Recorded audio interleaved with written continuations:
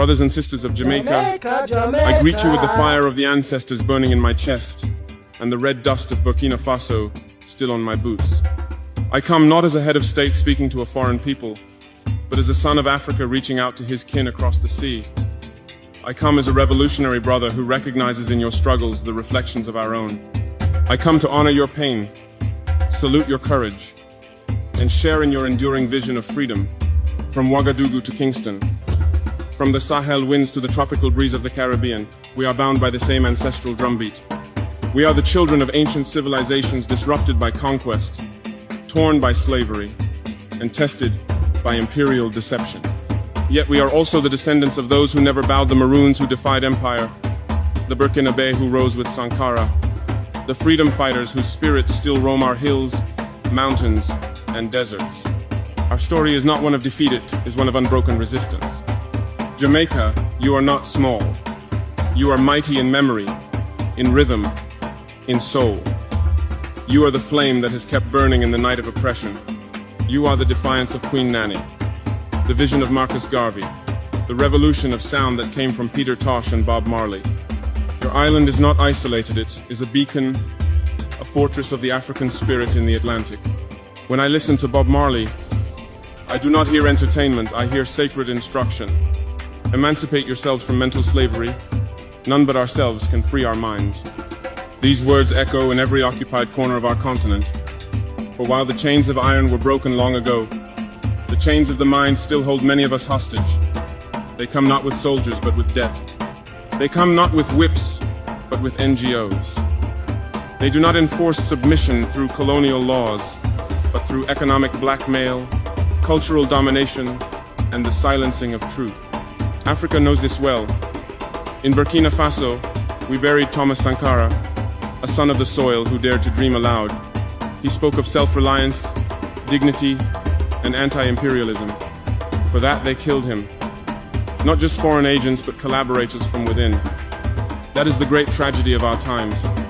That betrayal too often wears a familiar face. Yet the flame he lit has not died.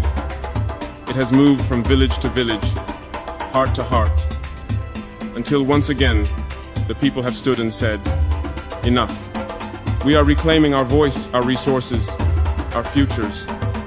And in doing so, we recognize the same spirit in you, Jamaica. Jamaica, your story is Africa's story. Your Maroons are our freedom fighters. Your sugar fields mirror our cotton plantations. Your stolen children found themselves on ships whose sails were soaked in blood. And yet you built music from suffering, wisdom from wounds, and solidarity from struggle. Peter Tosh roared, "I don't want no peace. I need equal rights and justice." This is not a protest, it is a prophecy. Peace without justice is the silence of the oppressed. We do not want handouts. We want fairness. We want truth. We want the world to see us not as problems to manage, but as partners in the shaping of a new global reality. But the system is not neutral. The West did not become powerful through diplomacy alone. It gained its wealth from stolen labor, looted resources, and conquered minds. And when we resist, they do not hesitate to destabilize, discredit, or destroy. We have seen it with Lumumba, with Nkrumah, with Gaddafi, and again with every African nation that tries to stand upright. And yet, they fear our unity. They fear the moment when Africa and the Caribbean, when the children of the diaspora and the children of the continent recognize that we are one. That fear is justified, for that moment has arrived. You are not a dot on a map. You are not a nation of 9 parishes. You are not just reggae and beaches. You are the heartbeat of a global consciousness. Your resistance echoes from Accra to Addis Ababa. Your pride feeds the souls of those still struggling to walk upright in a world built to keep them crawling. Jamaica, your youth are warriors of knowledge, of rhythm, of revolution. Do not wait to be told you matter. Stand, create, mobilize, build cooperatives, guard your land. Teach your children the stories not found in colonial textbooks. Let them know their lineage is not one of shame, but of unmatched strength. To the elders, we thank you. Your memory is sacred.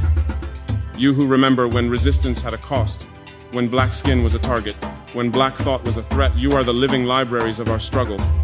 Your wisdom is our blueprint. Tell us the names they tried to erase.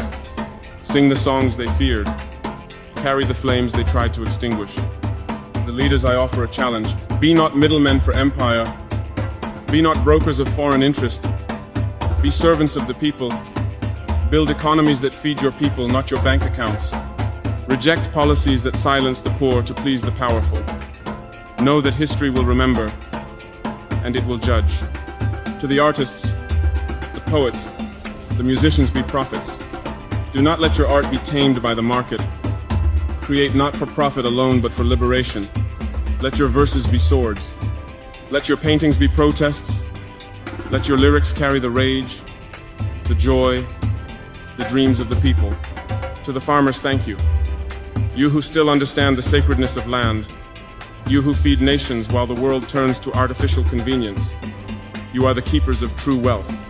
To the women queens of our lineage, warriors of our future, you are not background. You are not support. You are leaders.